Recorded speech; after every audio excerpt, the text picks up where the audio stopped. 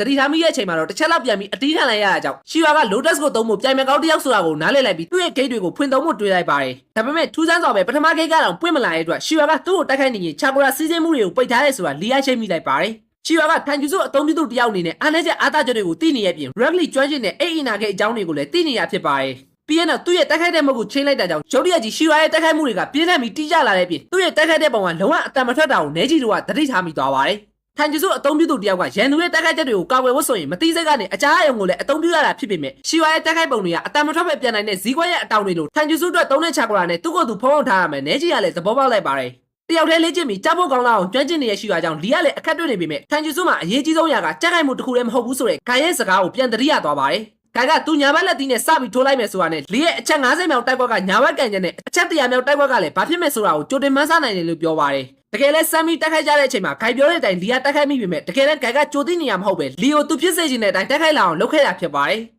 တိုက်ပွဲတွေတိုက်ခိုက်နေရမှာများသောအားဖြင့်အစင်လိုက်လာတတ်တာကြောင့်ကိုလိုချင်တဲ့ပုံစံတိုင်းရန်သူတိုက်ခိုက်လာအောင်သာလမ်းကြောင်းပေးတတ်မှဆိုရင်တိုက်ပွဲကိုထိန်းချုပ်ထားနိုင်တဲ့ရလဒ်အဖြစ်ကိုတက်ကြမ်းခိုင်တဲ့ရန်သူကိုမြန်မြန်တက်လုံကျသွားအောင်ဇက်တိုက်ဖိအားပေးနေလို့ရတာဖြစ်ပါတယ်။အဲဒါကြောင့်ရှီဝါရဲ့တိုက်ခိုက်ပုံတွေကိုလေ့လာပြီးဖြစ်တဲ့လီကလေသူ့အနေနဲ့ပြိုင်မဲ့ရဲ့လှုပ်ရှားပုံသာထိန်းချုပ်နိုင်မယ်ဆိုရင်အတန်မကြားရဘူးဆိုရင်တော့ရှီဝါရဲ့တိုက်ခိုက်မှုတွေကိုအတားလေးခုခံနိုင်မှာဖြစ်တဲ့အကြောင်းသဘောပေါက်သွားခဲ့ပါတယ်။အဲဒါကြောင့်တိုက်ပွဲအခြေအနေကပြန်လာခဲ့ပြီးရှီဝါရဲ့ချာကရာစုံမတ်ကိုတိုက်ခိုက်တာကလွဲသွားတဲ့အချိန်မှာလီကသူ့ရဲ့တတိယမြောက်ဂိတ်ကိုတန်းဖွင့်လိုက်ပါတယ်။ဒါပေမဲ့ရှီဝါကလေသူကိုယ်တိုင်တီရှင်နာရဲ့ထိုင်ကျူစုအသက်ရှူနည်းနဲ့အဆုတ်ထဲကိုအောက်ဆီဂျင်ပမာဏအများကြီးကိုတတိယအဆင့်ထိရှူသွင်းလိုက်တာကြောင့်ရှီဝါကတယောက်တည်းစူးစမ်းမှုနဲ့ကိုယ်ပိုင်အိတ်အင်နာဂိတ်ပုံစံကျူစုကိုတက်မြောက်ထားရဲဆိုတာနဲကြီးတို့ကလည်းသဘောပေါက်သွားကြပါတယ်။အဲကြောင့်ပဲနှစ်ယောက်လုံးရဲ့တိုက်ခိုက်မှုတွေကနောက်ထပ် level တစ်ဆင့်ထိရောက်သွားခဲ့ပြီးလီစရုပ်ထမြောက်ဂိတ်ကိုပါဖွင့်လိုက်တဲ့အချိန်မှာတော့ရှီဝါရဲ့အတန်လုံးတောင်ပန်ချာကရာတွေပါသုံးလို့မရတော့တဲ့အထိဖြစ်သွားပါတယ်။ပြီးရင်တော့လီရဲ့ကိုနိုဟာကန်ချက်ကိုထိသွားပြီးအရှုံးမပေးချင်နေပေမဲ့ခန္ဓာကိုယ်ကမခံနိုင်တော့တဲ့ရှီဝါကလဲကျသွားပါတယ်။တကယ်တော့ရှီဝါကတဲရရှိနိုပြီးလောက်ခဲ့တဲ့တန်ရာကြောင့်ပုံမှန်ထပ်ပို့ပြီးအားနည်းနေရဖြစ်ပေမဲ့လီနဲ့ပညာစမ်းမှုတိုက်ခိုက်ခဲ့တာဖြစ်ပြီးသူ့အနေနဲ့လီလိုမျိုးခိုင်းဆဲဆဲစီမှာတစ်ခါလောက်ပညာသင်ဝင်ရချင်မိရဲ့အကြောင်းပြောပါတယ်တကယ်တော့ရှီဝါကလီရဲ့ချာကရာစုံမတ်ကိုထပ်ပြီးတိုက်ခိုက်လိုက်တဲ့အချိန်မှာလွဲသွားတာမဟုတ်ပဲလီရဲ့စွမ်းအားအကုန်နဲ့သူ့ကိုတိုက်ခိုက်တာကိုကြည့်နေတဲ့အတွက်သူပိတ်ထားတဲ့ချာကရာလမ်းကြောင်းကိုတမင်ပြန်ဖွင့်ပေးလိုက်တာမှလီကလည်းသတိထားမိခဲ့တာဖြစ်ပါတယ်